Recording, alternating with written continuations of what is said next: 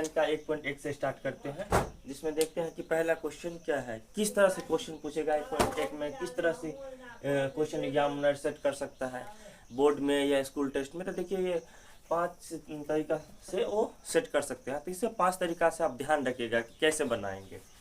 जैसे देखिए बोल रहा है कि यूक्लिड विभाजन एल्गोरिथम में 2 धनात्मक पूर्णांक में निम्न में किसे प्रकलित करने की तकनीक है। अब ऐसे ध्यान रखिएगा, यूक्लिड विभाजन किस तकनीक के लिए उपयोग है, या मौसा के लिए, लौसा के लिए, विदुनों के लिए, भागफल के लिए। तो यूक्लिड विभाजन से सिर्फ आप मौसा निकाल सकते हैं, यानी कि HCF निकाल सकते हैं।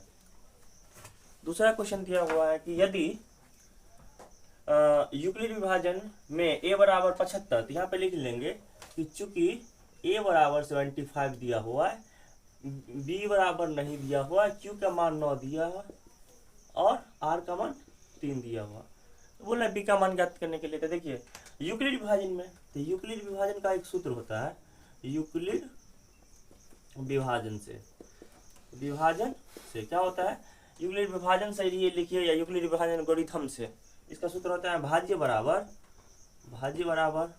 भाजक गुने भागफल प्लस शेषफल। इसे इंग्लिश में इसे सूचित कर सकते हैं, भाज्य को a से, भागफल को b से, भाजक को b से, भागफल को q से और शेषफल को r से। तो आप दोनों ध्यान रखिएगा, क्योंकि कई बार एग्जाम हो सकता है कि या ऐसे भी करके दे सकता है कि यदि यूक्लिड विभाजन में भाज्य 75 और भागफल 9 और शेषफल 3 हो तो भाजक का मान ज्ञात करें, ऐसे भी करके दे सकते हैं। तो इसीलिए आप दोनों तरीका से ध्यान रखिएगा, हिंदी में भी या इंग्लिश में भी। अब चलिए मान पुट करते हैं। देखिए हमेशा जो दिया रहेगा उसके सी को बोल, जैसे यहाँ पे a का मान 75 है तो 75 लिख दिए, b का मान नहीं दिया है तो b रहने दिए, q का मान दिया हुआ 9 तो 9 दे दिए, r का मान कितना दिया है 3 तो 3 दे दिए। ठीक है, 75 बराबर 9b प्लस 3 हो गया। देखिए ये 9b प्लस 3 बोलिएगा भाई ऐड कर दीजिए ना, 12b कर दीजिए ना, 12b नहीं होगा, क्योंकि आप चर अचर वाला पढ़े होंगे या नहीं पढ़े होंगे तो अभी भी समझ लीजिए कि x वाला x वाले के साथ ही ऐड होता है, a वाला से जुटेगा, b वाला b वाला के साथ जुटेगा। ये चर अचर का एक रूल होता है। इसमें भी b नहीं लगा हुआ है, इसमें b नहीं है, इसको एक सेट आन लेते हैं। तो 75 माइनस 3 बराबर कितना हो गया 9b, तो 75 में से 3 गया था 72 बराबर 9b।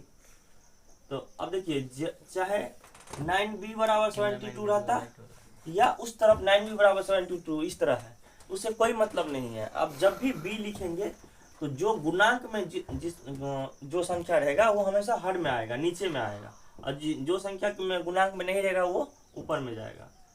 तो 9 8 या 72, तो b का मान कितना आ गया 8, ये हो गया है आंसर। तो अब आप इस तरीका से देखिए, चाहे आपको b का मान पूछे, q का मान पूछे, या r का मान पूछे, या a का मान पूछे, आप इस सवाल में 3 तरीका से ध्यान रख सकते हैं, इसमें से किसी भी का मान पूछ सकता है। इसीलिए ध्यान जरूर दीजिएगा, इस पर बना के देखिएगा। जैसे आप जैसे इसका फोटो ले लीजिए, हम इसमें चेंज करके बताते हैं। जैसे मान लीजिए कि इसमें दे देता कि यदि, इसी सवाल को हम बताते हैं, यदि बोल देता कि यदि b का मान 8, b बराबर 8, q बराबर 9 और r बराबर 3 हो तो a का मान ज्ञात करिए, ऐसे भी पूछ सकता है। तो क्या मतलब दिक्कत है, जहां जहां मान दिया है, a का मान नहीं दिया है तो एक a ही रहने दीजिएगा, b का मान दिया हुआ है तो पुट कर दीजिएगा। तो जो मान दिया रहेगा उसके उसी को मान रख दीजिएगा और बना सकते हैं। इसका फोटो ले लिया, अब बताते हैं तीसरा सवाल।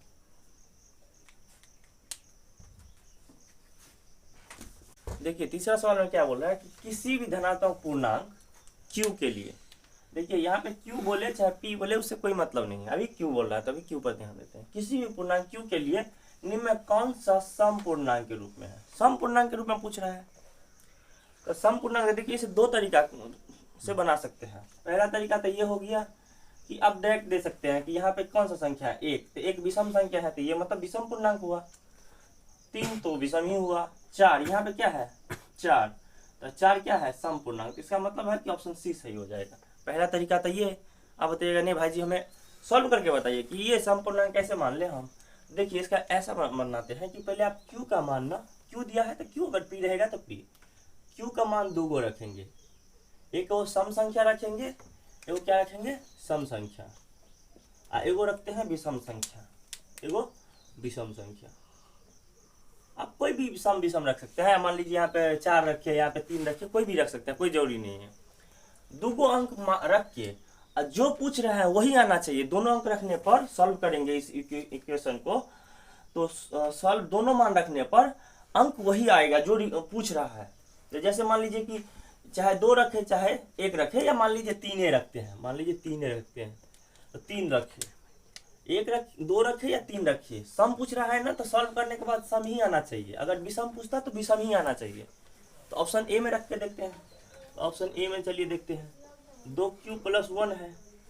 एक बार 2 रखते हैं, एक बार कितना रखते हैं q के जगह पर, एक बार q के जगह पर कितना रखते हैं 2, तो 2 × 2 + 1, तो 2 दूना 4 है, +1 तो कितना है 5, विषम आ गया। चलिए एक बार 3 रख के देखते हैं। तो देखिए q = 3 रखिए, तो कितना हो गया, और 2 × 2q है ना, देखिए 2q + 1, तो 2 इस बार q के जगह पर 3 रखे हैं, तो 3 + 1, तो 3 दूना 6 और +1 तो 7, ये भी विषम हो गया। देखिए अगर पूछता ना कौन विषम पूर्णांक के रूप में है, तो ऑप्शन ए सही हो जाता ना। तो ये दोनों है ना, 2 रखे चाहे 3 रखे, दोनों में क्या आया, विषम ही आया ना, तो विषम पूर्णांक पूछता तो ऑप्शन ए सही हो जाता। अब बी रख के देखते हैं।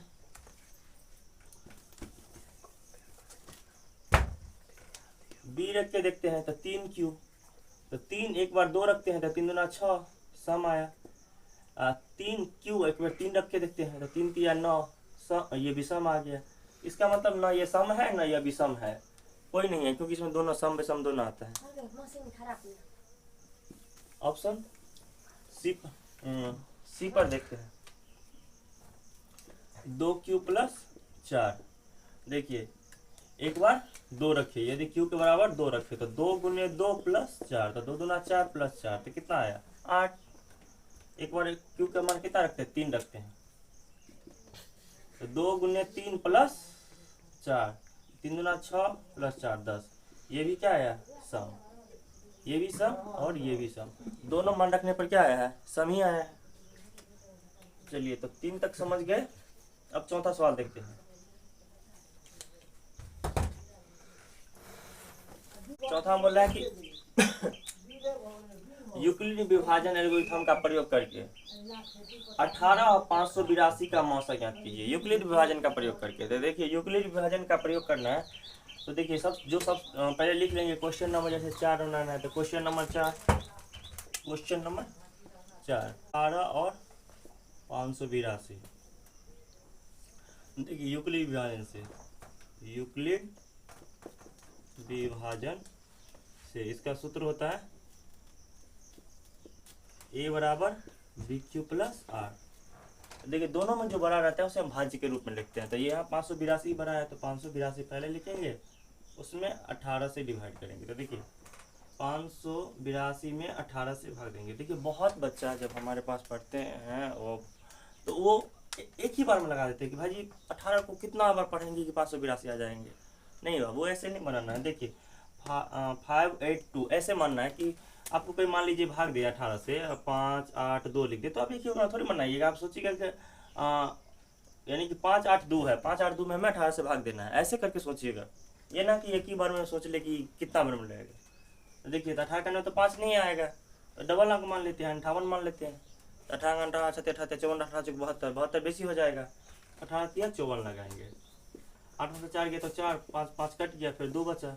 और फिर बच्चा बहुत धड़फड़ रहता है, फिर ऐसे यहाँ इस तरफ ब्रैकेट बना के फिर बनाने लगेंगे, ऐसे यहाँ 18 उतार देंगे। नहीं अभी 18 शेषफल छूटा नहीं ना 18 से, अभी और लगेगा डिवाइड और करेंगे। 18 18 36, 18 54 तो बेसी हो जाएगा, तो 18 दूना 36, तो ये 2 में से 6 नहीं कटेगा तो हासिल लेगा, तो 12 12 से 6 गया तो 6 हो गया, 3 3 से 3 गया तो कट गया। अब उतारेंगे क्योंकि 18 का में 6 नहीं आएगा, तो पहला चरण में लिख लेंगे क्या किए हैं, हाँ कि 18 से डिवाइड किए हैं, तो 32 बार में लगा है, शेषफल कितना बचा है 6। पहला चरण कंप्लीट हो गया कि 582 में 18 से भाग दिए, 32 बार में लगा है, 6 शेषफल बचा है। अब दूसरा चरण क्या कर रहे हैं कि 18 में भाग दे रहे हैं, तो यहाँ 18 लिख देंगे। 18 में भाग देना है किससे, 6 से, तो 6 से, तो 6 × 3 = 18, तो कट गया तो कितना बार में लगा, 3 बार में लगा, शेषफल 0 बच गया। जब तक शेषफल 0 नहीं बचेगा तब तक इसी तरह से लिखते जाइएगा। एक बार डिवाइड कीजिएगा, फिर उसे कितना में भाग दिए, कितना बार में लगा, शेषफल कितना बचा, वो इस तरह से लिखते जाइएगा जब तक 0 ना आ जाए। तो इसमें मौ से कितना हो जाएगा, मौ से हो जाएगा आपको 6 हो जाएगा। कितना हो जाएगा, 6। जिससे पूरा पूरा कट जाता है, डिवाइड हो जाता है, वही हो जाता है मौ से। तो यहाँ पे हो जाएगा मौ से 6। अब देखते हैं लास्ट सवाल कि दर्शाइए कि किसी भी धनात्मक विषम पूर्णांक 6q+1 या 6q+3 या 6q+5 के रूप का होता है। अब इसे रूप में दर्शाना है, 6q के रूप में दर्शाना है। तो आप मान लीजिए कि माना कि कोई धनात्मक पूर्णांक a कितना मान लिए, a मान लिए। तो कोई धनात्मक पूर्णांक a और b बराबर मान लिए हैं 6, b बराबर 6 मान लिए, क्योंकि हमें 6 के रूप में दर्शाना है, इसीलिए हम कितना मान लिए, 6 मान लिए। तो देखिए, तो यूक्लिड विभाजन से क्या हो जाएगा, यूक्लिड विभाजन से तो विभाजन से क्या हो जाएगा, a बराबर bq+r। a का मान तो नहीं दिया है, b का मान तो माने हैं 6q+r। तो देखिए, एक कोई संख्या है, उसमें हम 6 से डिवाइड कर रहे हैं। तो अगर एक कोई संख्या है, इसमें 6 से डिवाइड कर रहे हैं, तो शेषफल कितना आएगा, जब 6 से भाग दे रहे हैं तो शेषफल कितना आएगा, या तो 0 आ सकता है, या तो 1 आ सकता है, या तो 2, या तो 3, या तो 4, या तो 5, 5 तक ना शेषफल आएगा। या आप हम लिख सकते हैं कि चूंकि r बराबर या तो 0 होगा, या तो 1 होगा, या तो 2 होगा, या तो 3 होगा, या तो 4 होगा, या तो 5 होगा, या तो 6 होगा।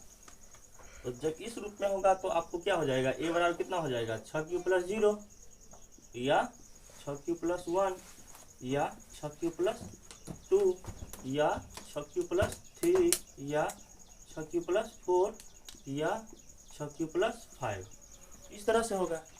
लेकिन देख लीजिए, ये 2 वाला, ये 4 वाला और ये 0 वाला, ये सब तीनों क्या है, सम संख्या है। तो ये नहीं होगा। तो यहाँ पर लिख देंगे कि चूंकि 6q+0 या 6q लिख सकते हैं, 6q+0 6q हुआ, या 6q+2 या 6q+4 के रूप का नहीं होगा, क्यों कि ये सम पूर्णांक है, सम पूर्णांक है। तो किस रूप में होगा, तो अतः जो बच गया लिख दीजिए 6q+1 या 6q+3 या 6q+5 के रूप का होगा। और लिखना आएगा तो लीजिए, क्योंकि ये विषम पूर्णांक है। तो आप समझ गए कि देखिए, आपको इसी 5 तरीका से सवाल पूछेगा। मैं वादा करता हूँ कि अगर आप हर एक क्लास देखेंगे तो आपका एग्जाम में कैसे भी करके क्वेश्चन पूछेगा, तो आपसे एक भी क्वेश्चन नहीं छूटेगा, चाहे एग्जाम स्कूल एग्जाम हो या टेस्ट हो, चाहे कोई भी एग्जाम हो। तो इसी तरह 1.1 का 5 क्वेश्चन हो गया। 5 तरह से क्वेश्चन बना के देखिए। इसे आप चाहेंगे तो हम बोलिएगा तो सवाल भी इसको चेंज कर सकते हैं। ऐसे ऐसे बोलेगा कि दर्शाइए कोई भी धनात्मक, यहाँ पे बोल दे सम पूर्णांक 6q या 6q+2 या 6q+4 के रूप का होता है, दर्शाइए। तो आप इसको सेम ऐसे ही बनाना है, ऐसे ही बनाना है, यहाँ तक आना है। यहाँ पर ये वाला लाइन पहले लिख देना है कि ये 6q+1 6q+3 या 6q+5 के रूप का नहीं होगा, क्योंकि विषम पूर्णांक है। अतः 6q या 6q+2 या 6q+4 का रूप का होगा, क्योंकि सम पूर्णांक है। तो आप इसे क्वेश्चन भी चेंज कर दें, कोई दिक्कत नहीं है, आप ऐसे ही बनाइएगा। ये वाला लाइन पहले लिख दीजिएगा, इसे लाइन नीचे में लिखिएगा। तो हम 5 तारीख से पढ़ाने वाला थे, 5 बजे 5:10 से। तो बहुत सारे बच्चों को कहना था कि भाई जी उससे टाइम चेंज कर दीजिए। तो अब हम डेली 7:10 से लाइव क्लास लेंगे। Thank you.